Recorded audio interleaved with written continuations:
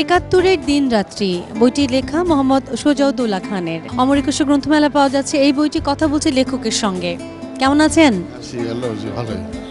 আপনাকে শুভেচ্ছা। একাত্তরের দিন রাত্রি চমৎকার একটি বই, আমাদের ভাষার মাস একুশের বইমেলা। আমার মনে হয় যে একাত্তরের দিন রাত্রি এই ধরনের বই আরো বেশি প্রকাশ হওয়া উচিত।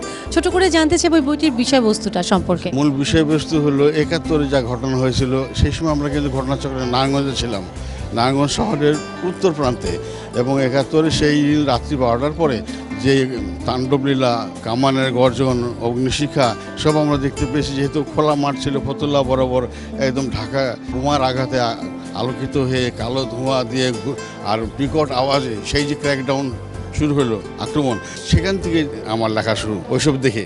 এটা তো পেলাম, আমরা একটু জানতে চাই যে এটা ছাড়া আপনারা কি কি বইয়ের প্রস্তুতি চলছে যেটা আমরা বইমেলায় পাবো? আচ্ছা, আমি তো আগে গান করতাম, ইসলামী গান, নজরুল সঙ্গীত করতাম। সেগুলি সংগ্রহ থেকে একটা সংকলন করার চেষ্টা করছি, সহজে যাতে ছাত্ররা পেতে পারে এই একটা। আর হলো মারফতি গান, বয়সজনিত কারণে এখন চিন্তা ভাবনা আমার ওপারের জন্যই বেশি, সেই প্রেক্ষিতে আমি মারফতি গানেরও বইয়ের একটা প্রস্তুতি নিয়ে রেখেছি এই আর কি।